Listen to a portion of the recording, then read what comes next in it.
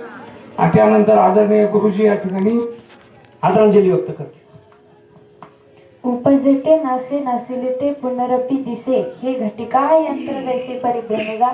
आज या ठिकाणी आमचे आजोबा कैलासवासी नामदेव यशवंत शिंदे बाबाला आपल्यातून जाऊन 10 दिवस पूर्ण झाले. त्यांच्या दशक्रिया विधीनिमित्त ज्यांनी या ठिकाणी सुंदर अशी प्रवचनरूपी सेवा केली असे असणारे हरिभक्त परायण उत्कृष्ट कीर्तनकार प्रवचनकार मनोहर महाराज सिनारे, त्यांनी आपल्याला या ठिकाणी उर्वरित वेळेमध्ये जे काही ज्ञान दिलं की प्रत्येक जीव जन्माला येणार आहे आणि प्रत्येक जीव जाणार आहे. जन्माला येण्याचे सुद्धा काही कारण आहे आणि मरणाचे सुद्धा काही कारण आहे. त्यामध्ये जन्माचं जर कारण पाहिलं तर पाप आणि पुण्य, आपलं जे पाप आणि पुण्य आहे त्यानुसार आपण जन्माला येणार. कारण पाप पुण्य समान समे तरी जे पावी जे कर्म मी, पाप आणि पुण्य समान झालं की आपल्याला या ठिकाणी जन्म मिळतो. दुसरं कारण सांगितलं कर्म.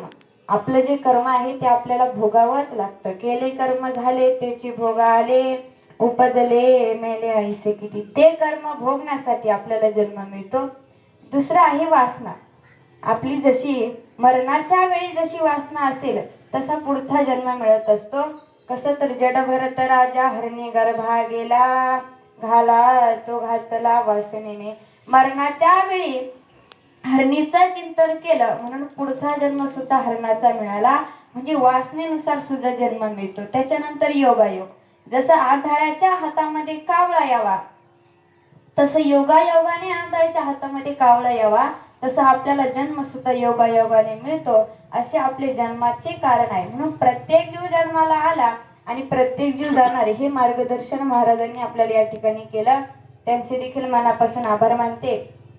त्याचप्रमाणे आमच्या बाबांविषयी जर बोलायचं झालं तर आमच्या बाबांना ऐकायला येत नव्हतं, पण तरी सुद्धा त्यांना परमार्थाची खूप आवड होती. जाताना सुद्धा आमच्या आत्या असतील, कुटुंबातील सर्वच व्यक्ती असतील, त्यांनी हरिपाठ त्यांच्या शेजारी लावला.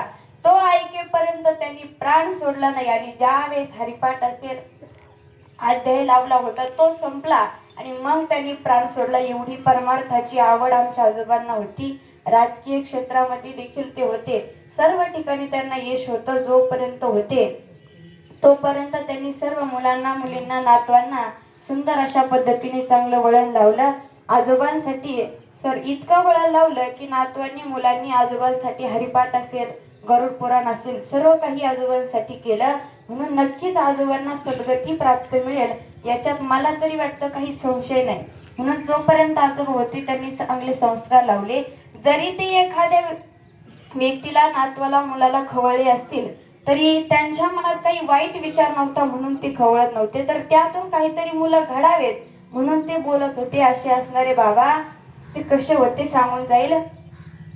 पुरामधी माया त्याच्या काळ्या मेघवाणी, दाखविना कधी कुणा डोळ्यातल पाणी.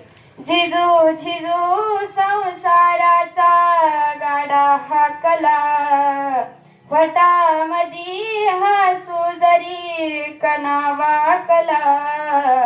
घडीभर तू थांब गड्या ऐक त्याची धापर, लई अवघड हाय गड्या उमगाया बापर, उमगाया बापर.